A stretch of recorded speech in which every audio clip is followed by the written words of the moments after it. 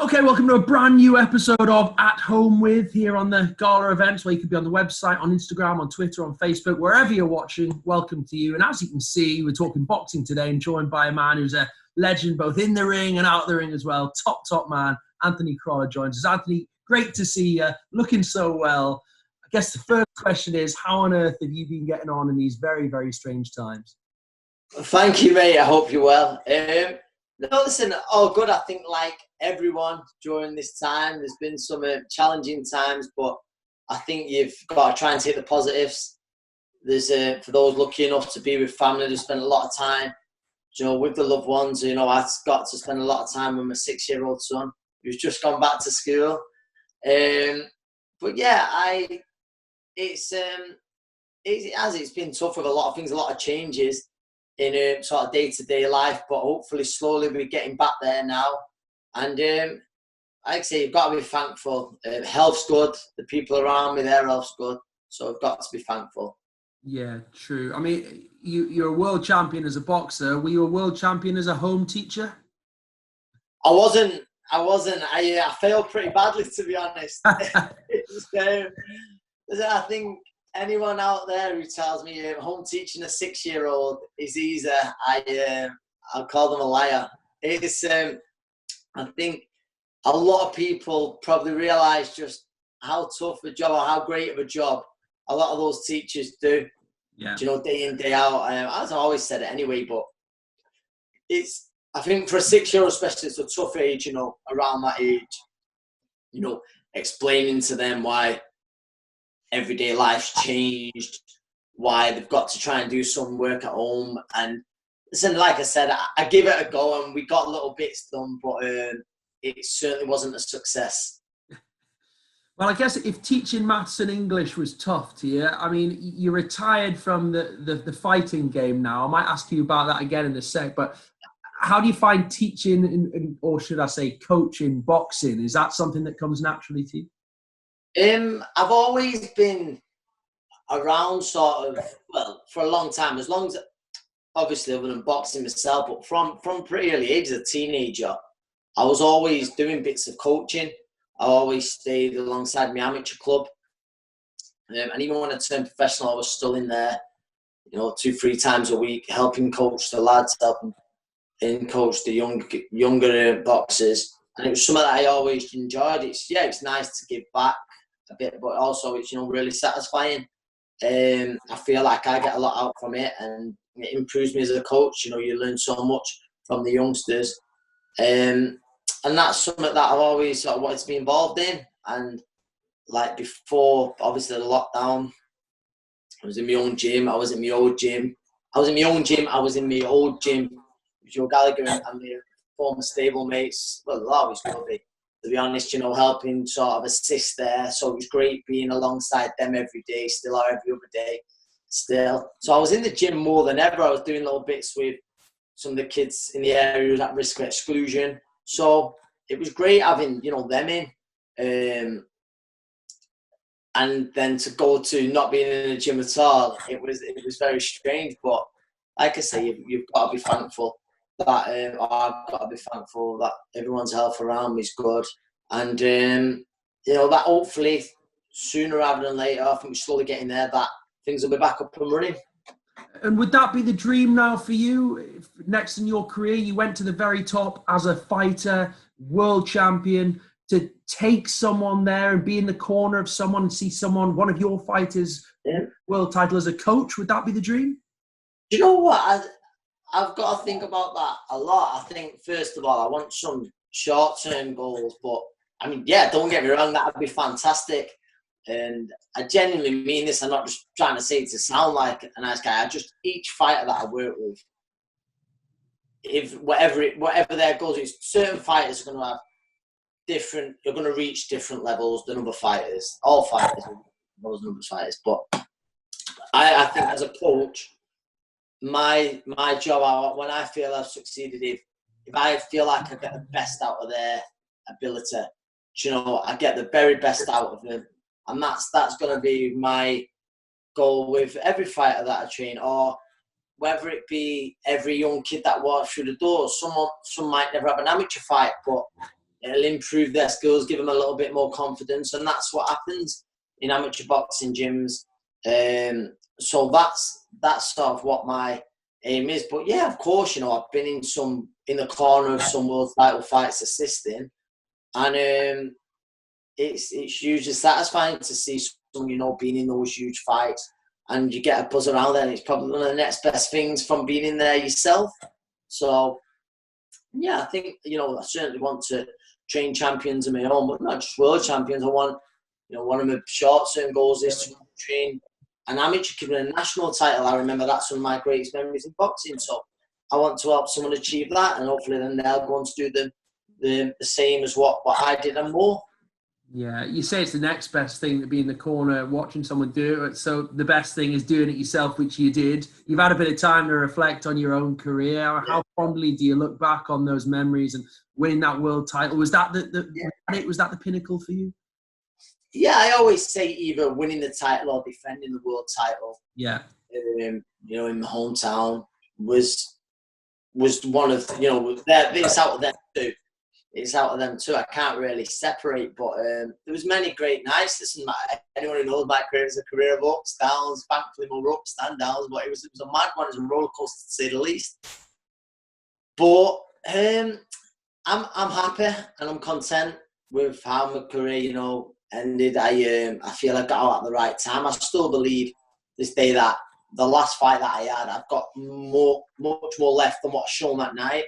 But it sounds bad, I'm not really, but I can happily walk away. I think really after the Lomachenko fight, I could have walked then, but I'd have agreed to have another fight and I'd put my own name to it, whereas it might not have even been the right thing. But no regrets. And like I say, I went into the sport I say all the time, like my two aims out the sport when I turned over was to try and win a world title, which obviously very few do who go into the sport, you know, a small percentage even. And then my other aim was to try and get an house out of boxing, and thankfully I've done that.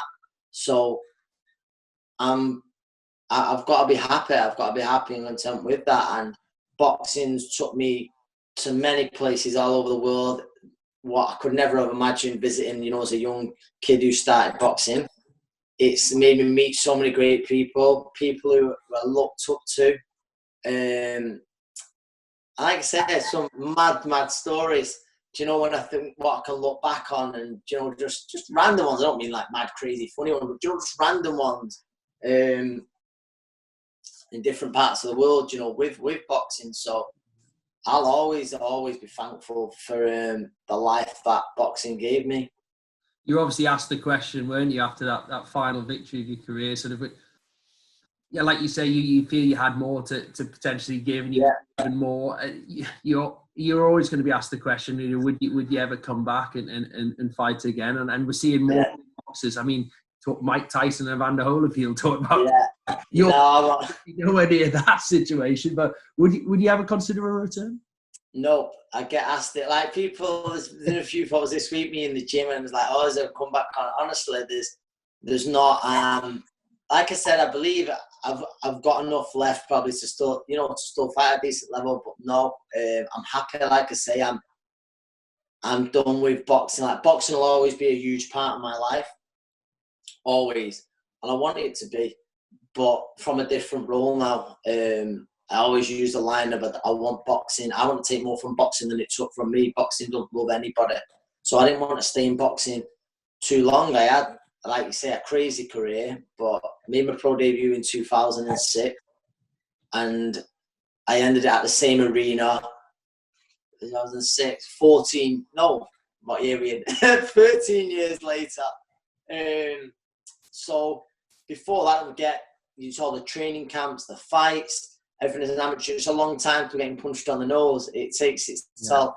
And I say it all the time, and like, some people agree, some people might, but thankfully I believe I've got out of the game, out of the sport, with me marbles intact, and I can now pass on the knowledge that I think I've picked up to younger fighters myself. And I guess having a young son, like you say as well, does that also change your perspective? Your 6-year-old, Without a doubt. you have got to look after yourself, you know. Without a doubt, that plays a huge part. I've seen people close to me, people who know well, stayed in boxing a bit too long, and it takes its toll. And like I say, I've got a 6-year-old son, and you know, the stuff I like doing. I want to be able to be that dad, you know, to be around for him, and you know, sort of give him advice with things. And I don't want to be. Like I say, I've seen it with people close to me, sort of people slurring the words and effects on the balance and stuff like that. I didn't want to be the person, no purse from a fight or anything like that. Your health's wealth, as they say. And that's it for me. Like I say, I could have continued in the sport, picked up 1 or 2 decent paydays, but there comes a line where you're like, no, that's enough. And you can make a living from some, you know, another way. There's easier ways, I say all the time, to make it than getting punched in the head for a living. But I believe it's getting out at the right time, and I definitely think I've done that. Yeah, you certainly gave British boxing fans some great nights. You know, like you say, your career, so many highs, some lows as well. But you know, British boxing fans went with you all the way and loved watching you. I certainly did. Have some mega fights. A lot of talk this week about another mega fight on the horizon. It looks like we've moved a big step closer to a British heavyweight fight, the Tyson Fury against Anthony Joshua. What are your thoughts on that? What's your reaction? How do you see it going? How do I see it going? First of all, I think that I believe I've said always from day one, a fit and focused Tyson Fury is the best heavyweight on the planet. And that doesn't change for me. You know, I think it's amazing what Anthony Joshua has done for boxing. His career, unbelievable. You know, how quick it's happened. Because you got to remember, Anthony Joshua didn't have, I know he's an Olympic gold medalist, but it was very unique. You know, he medalled at the World Championships. Unbelievable what he'd done in a short space of time. Like, he wasn't an experienced amateur, and that sounds crazy. He's an Olympic gold medalist, won a medal at World Championships.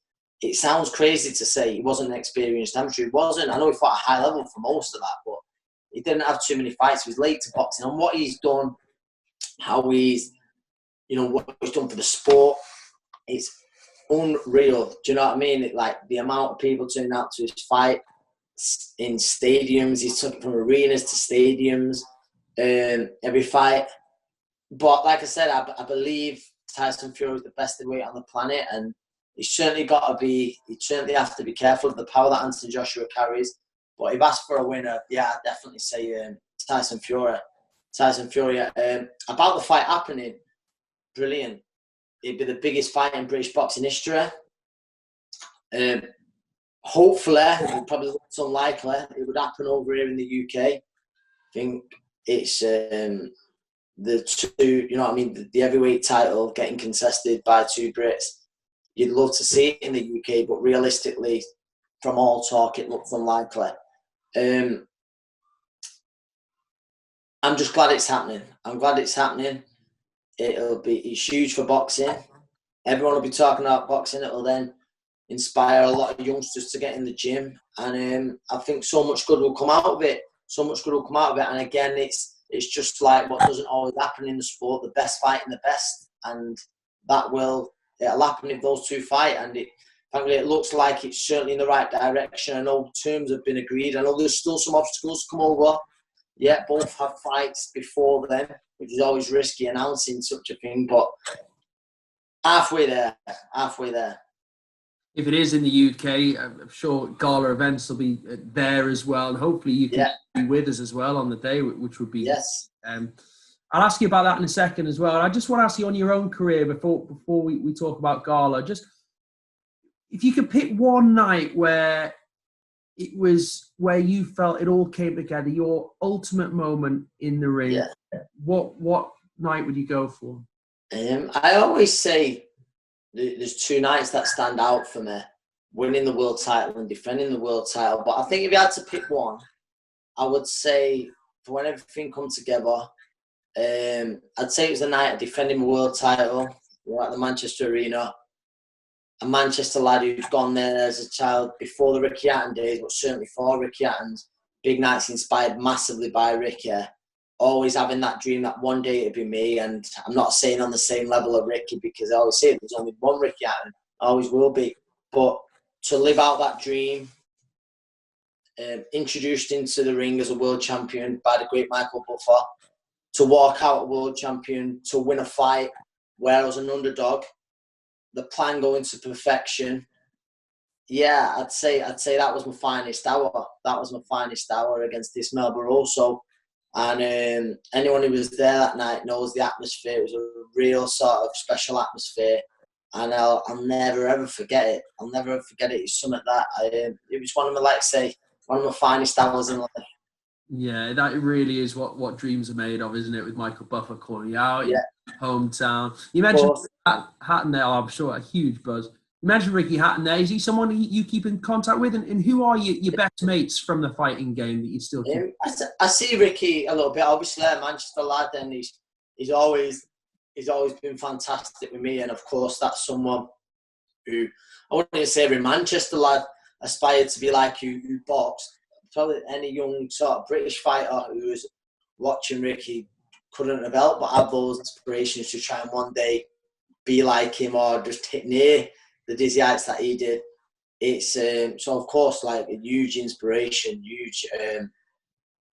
but like my best mates in boxing, I just like the lads who I was with every day in the gym. You know, Tasha as well. Tasha Jonas, can't forget. Obviously the lads and Tasha. The fighters who are training now. There's so many. I like to say, in everything, in every sport, in every life, whatever the job may be, you meet good people, you meet bad people. There's very few people who I have met like that through boxing, but I met a lot of good people through boxing, people who I remain friends with for life. So it's hard to just sort of pick out, you know, my best mate. But the best mate sort of in boxing would be my teammates who I was with for so many years. Yeah, absolutely. I'm sure those bonds that you make with those guys, working with them day in, day out, are on. Of course, they last a lifetime. Of course they do. Well, before I let you go, Anthony, we mentioned briefly Gala Events, and we are here speaking on Gala Events right now. So I know we're going to have you. Every big fight, Gala always have a lounge. There's food, there's drink. Big name box in, have a chat with me. Usually I'm in there hosting, which is the only downside of the whole event. I don't mind that. We're going to have you in there, I'm sure, aren't we? You're looking forward to joining us for one of those in the near future? Of course I am, and hopefully it'll be not too far away. I think, like I say, the country's slowly getting back to work in order. But no, I'd love to. Listen, I always love talking boxing, something I'm passionate about, but sort of with other fight fans' opinions, I think it's great. You know, you don't always agree, but and I think that's some of the good things. Like after it, like I got that wrong, I told you so. It's one of the great things. But yeah, of course I do. I look forward to to some of the events, and that's it. Like I say, I love talking to fight fans, to fellow fight fans. I'm a fight fan myself, whether I boxed, whatever I've done in the ring, whether I work on the television side of things sometimes. I love talking boxing. There you go. You guys watching this today. Anthony Crolla, former world champion, will be joining us at a fight soon with Gala, so we hope to see you all there as well. Anthony, finally, thank you for joining us today. No, mate, no worries. And good luck with the coaching career. And thank you very much.